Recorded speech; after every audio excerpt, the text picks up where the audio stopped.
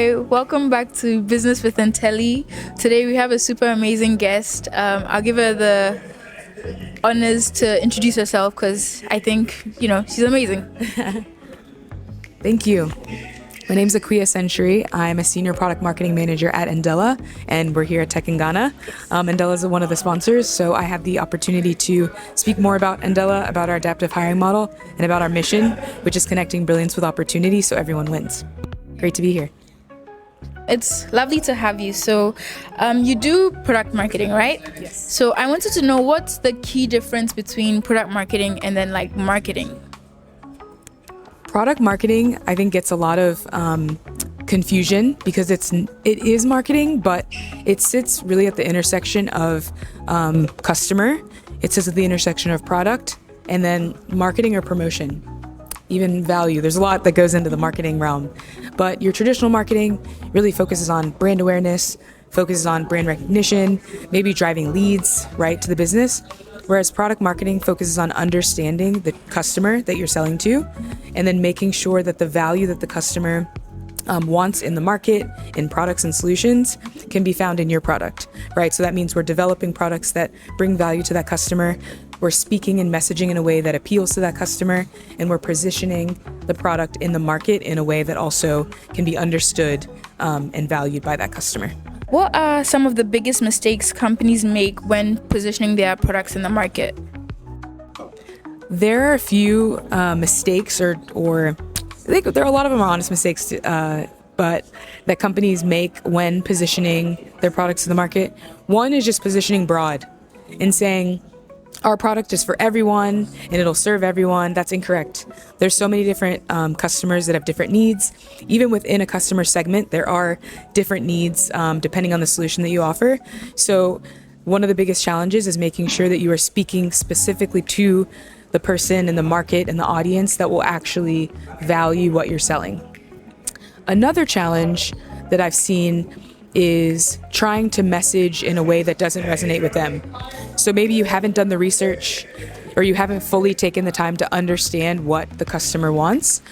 That mismatch in messaging is not going to resonate with that person. So they may completely overlook what you're talking about. It may not speak to them at all, or you may not find them in the right channels where they can actually hear your message. One last thing I'll say is not fully having a landscape of who your competitors are, because if you know who your competition is, in one way it helps to understand and categorize what you're selling, and in another way you're able to differentiate and clearly tell someone, hey, if I am an Airbnb, why am I different from another product that may offer housing for travelers? Maybe that housing is specific for families. Maybe it's catered to people who have pets. So you need to be able to say, hey, I play in this market, but the types of companies that you could go to, right, your other solutions are maybe not as good because we offer this type of benefit. So being able to differentiate in the market that you serve. Okay, awesome. So you made mention of a lot of things, and as a startup, where do you think the ideal place is to start then? I always think that starting with product marketing, you start with the customer. You start with people. What that means when you're first starting out is talk to people about what you are selling. Talk to people about your idea. Talk to people who you think will want your idea. Talk to people who might be adjacent to wanting your idea, right? Understand who might be interested. And the people who are very sold out and very excited, your, what do they call it, your champions, your early on champions, understand from them the real reasons why they champion your product, why they think it's valuable, and drive forward in that direction. Because those are the people that are going to help you understand how to bring more of a market into that excited champion feeling. Thank you so much for that. Then, what's your favorite example of a product launch done right, and what made it a success? Yeah, I'm gonna kind of take a step back from a product marketing specific launch and just talk about a larger advertising campaign that I love. And I started actually my career in advertising proper, studied in college and worked at an advertising agency. One of my favorite campaigns, and actually every year I look forward to it, is during the men's FIFA World Cup, Nike. they always have the most amazing ads. And we know Nike has such a brand that everyone knows. They don't necessarily have to tell what they are or who they are every time they advertise, which is a benefit of, being someone or being a company and being a brand that is so well known and established. But they're able to make these really cool ads that bring you a feeling of like maybe what it means to be in the heat of a soccer moment, or to kind of pick apart. I love how they don't pick fun at Cristiano Ronaldo because he's one of their ambassadors, or one of his they're sponsored, but the way in which they highlight certain figures, but then see them in a different light, or they'll use different kinds of caricatures or a cartoon figure of those same characters to make play. I just really love how they're able to bring light and fun and energy to their ads, and it makes at least me as a soccer fan love to watch soccer. I look forward to, again, the FIFA World Cup, literally just the commercials every 4 years. So I would say Nike is doing such an amazing job. Right. So speaking of soccer, before I ask you your next question, what's your favorite team aside Ghana? And then how do you currently utilize AI in product marketing? So some people may hate this, but I'm a Chelsea fan. And that Chelsea fandom is partly tied to Ghana. Michael Essien used to be on the Chelsea team, and that was the first time I was really watching the EPL when he was playing. So Chelsea. Yes. And then when it comes to AI and product marketing, AI has been able to help, I would say, me as a professional in so many different ways.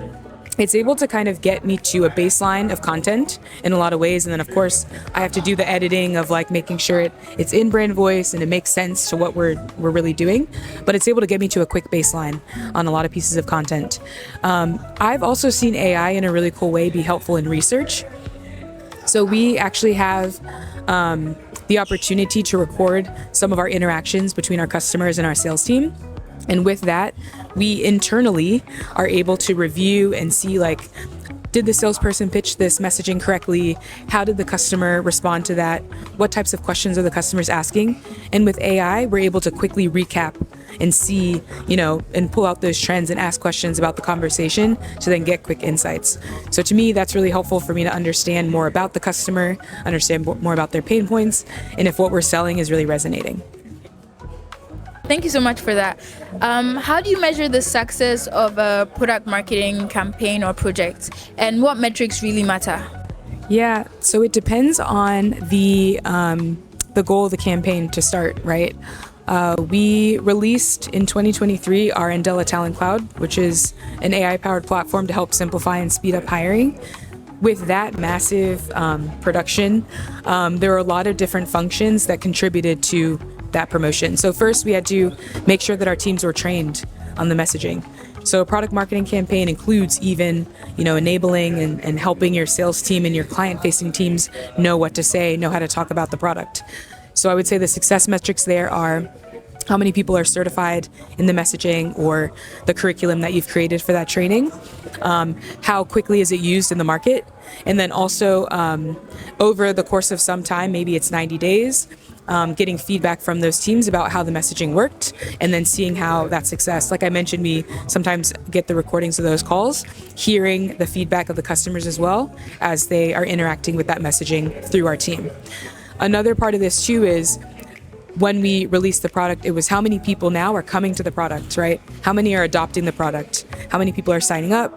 How many are using the product?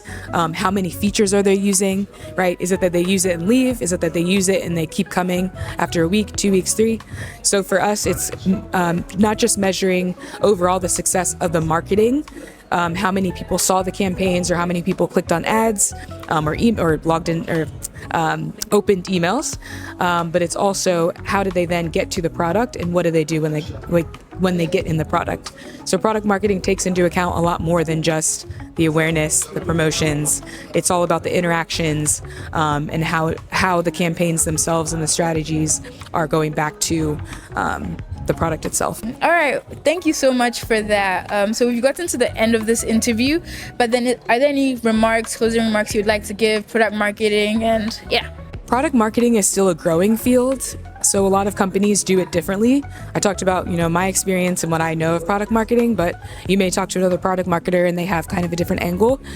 So if someone's interested in getting into product marketing, I would say, see what types of goals maybe a company is trying to achieve, and how, like I mentioned, sales enablement, the marketing side of campaigns, the go-to-market strategies, even research, competitive intelligence, see which lane they're kind of trying to play in, and which strategies they're trying to execute, as well as see what department they fall under. If you're under a marketing department versus a product department versus a sales department, your role might look different.